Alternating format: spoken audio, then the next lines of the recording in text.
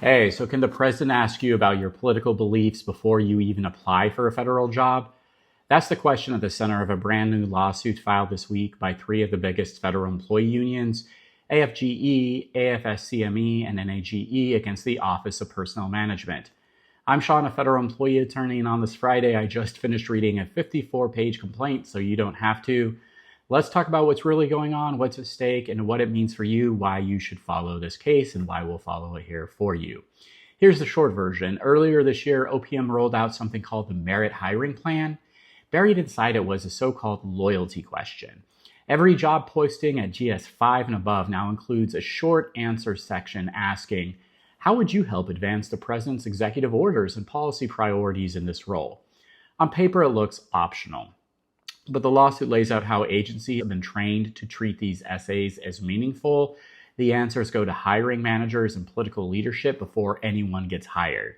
The unions say that's a fundamental break from 140 years of civil service law. Our system was built on merit, not political loyalty. After President Garfield was assassinated in 1881 by someone who thought he was owed a government job, Congress passed the Pendleton Act to stop patronage. No more rewarding friends and punishing political enemies with federal jobs. Every reform since then, from the Civil Service Reform Act of 1978 to the merit system principles in Title V, reinforce the same idea.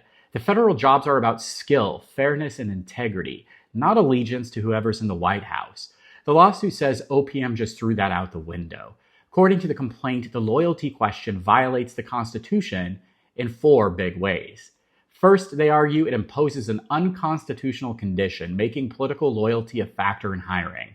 You can't make someone choose between their beliefs and their paycheck when it has nothing to do with their job.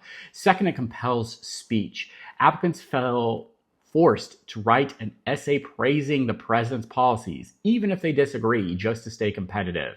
Third, it chills speech. People are censoring themselves or deciding not to apply at all because they don't want to be branded disloyal. Fourth, it creates viewpoint discrimination, letting political appointees favor people who echo the right ideology and quietly weed out those who don't. And that's just the constitutional side. The lawsuit also claims OPM broke the Administrative Procedure Act because the agency didn't justify why it needed to gather political opinions for non-political jobs like crane operators, nurses, and patent examiners. That's arbitrary and capricious, the lawsuit argues. Then there's the Privacy Act argument. The government isn't supposed to collect or store personal data about your First Amendment activities unless it's necessary for the job. Storing essays about your political beliefs on USAJobs where they can be shared across agencies is exactly what the Privacy Act was meant to prevent. The unions are backing this up with stories from real feds.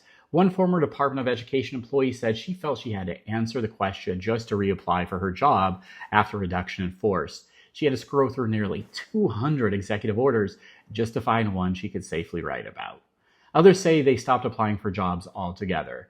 And here's the big picture. The complaint ties this to a broader effort to politicize the civil service, from Schedule F proposals to mass firings to creation of new strategic hiring committees made up of political appointees who now have final say on who gets hired.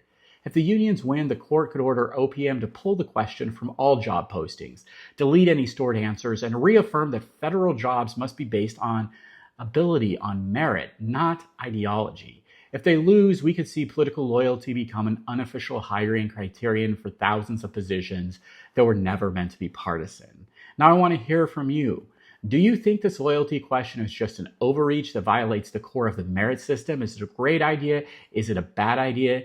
Is it fair? Is it fair for an administration to ask whether employees will carry out its policies faithfully, even if they disagree with them? Should all federal employees have to swear loyalty to the current president, regardless of politics? Where do we draw the line between legitimate policy alignment and political litmus tests? Let's talk about it below, because this isn't just another lawsuit. It's about who the federal government really works for. Thank you, everybody, for your support and time. Take care and have a great day.